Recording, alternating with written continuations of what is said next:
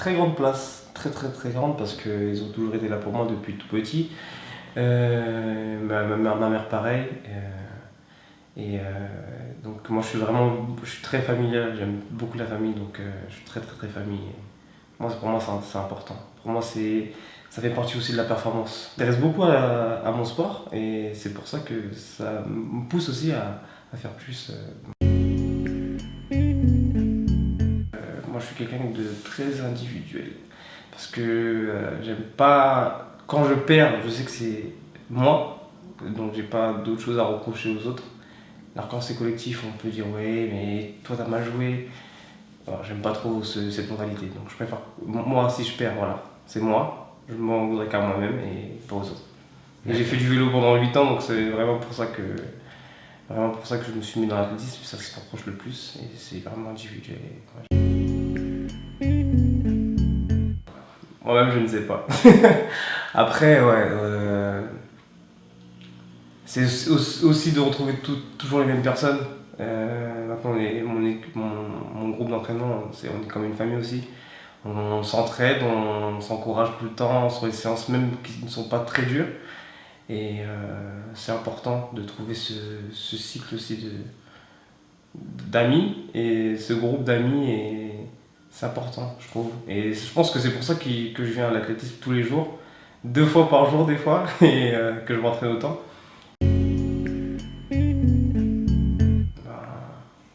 Mon coach qui nous donne beaucoup, qui prend beaucoup sur lui. Parce que 20 athlètes, c'est pas si facile comme ça à gérer. Et donc, ouais, je le fais pour lui, je le fais pour moi, pour ma famille qui m'encourage. Donc, c'est des petites choses dans la vie qui me poussent à aller plus loin. D'accord. Mais tu vas pour t'amuser finalement. Oui, je prends beaucoup de plaisir dans ce que je fais. Même quand c'est dur, je prends beaucoup de plaisir. Je prends du plaisir à me regarder souffrir, à regarder souffrir les autres. Et ouais, je suis un peu sadique quand même. Très explosif, très tonique. Ça me permet d'être bien et surtout vers la fin de course où tout le monde commence à caler. Et moi, je suis très tonique et j'aime. C'est là où je trouve ma force justement. Pourquoi tu fais pas du 100 mètres explosif, tonique? Parce qu'il manque beaucoup de coordination de technique de course. C'est différent. Bon, là, sur le 400 mètres, on peut se permettre d'être moins technique que sur le 100 mètres. Et pareil pour le 200 aussi. Et je suis vraiment limité sur le 100 mètres par rapport à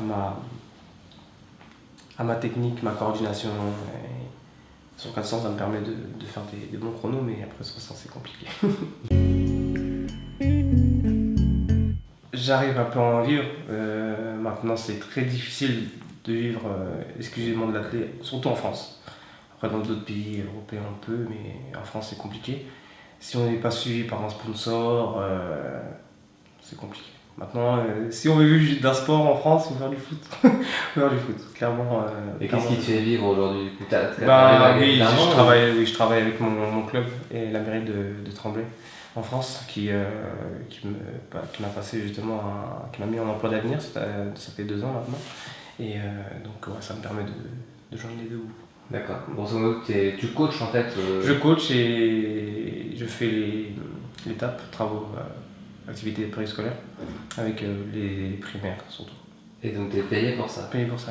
D'accord. Et la fédération? La fédération me rémunère quand je fais des compétitions internationales. D'accord, juste international. Ouais. Vraiment, ouais. Ce qui arrive pas souvent. Exactement, c'est 2 fois par an à peu près. D'accord. 2 fois par an et ouais. Donc c'est compliqué de. Ah, donc c'est pas évident. Ouais, c'est pas évident. Ouais. Et du coup, ouais. Après, la plupart des athlètes qui arrivent à en vivre, c'est leur sponsor qui leur passe beaucoup de sous. Ouais. Et les médailles internationales aussi qui passent. C'est surtout ça, ouais. Surtout ça. Et toi, tu as des sponsors ou... Oui, je suis chez ASICS depuis 1 an et demi aussi, ça fait 1 an et demi, et qui me suivent aussi et qui m'aident beaucoup. Ouais. Et ils t'aident financièrement? Financièrement, ils me passent beaucoup d'équipements. Donc déjà ça me permet de... C'est un budget, les équipements c'est vraiment un budget dans l'athlétisme. Et déjà, donc je paye rien, ils me passent beaucoup d'affaires. Et financièrement aussi, c'est pas un fixe, c'est des primes à la performance.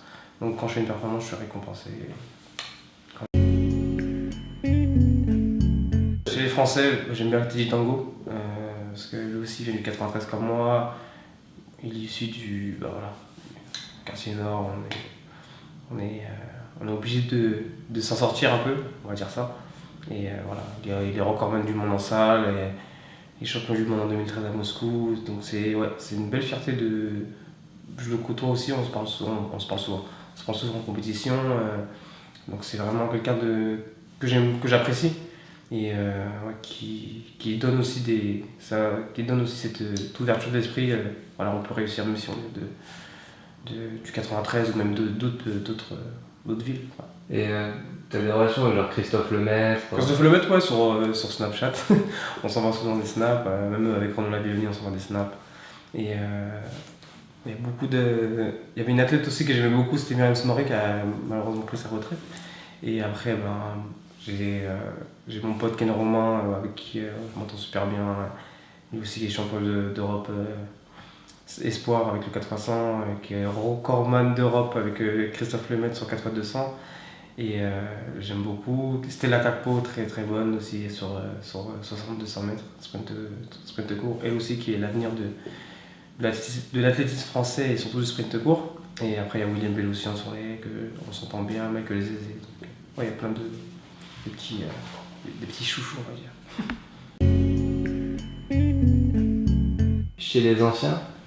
Chez les anciens, il y a Café Saint-Gomis, Tonton Caf on l'appelle, qui est super, il est trop marrant, il me fait trop rire.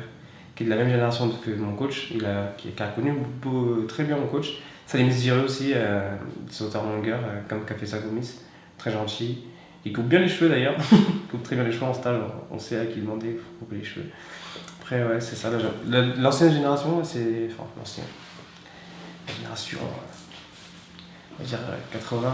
Et Stéphane Diagana, il est là ou pas, ou c'est... Stéphane Diagana est surtout sur les plateaux, donc il nous connaît à travers les bilans, surtout les statistiques, mais après c'est pas quelqu'un moi en tout cas que je côtoie en tout cas.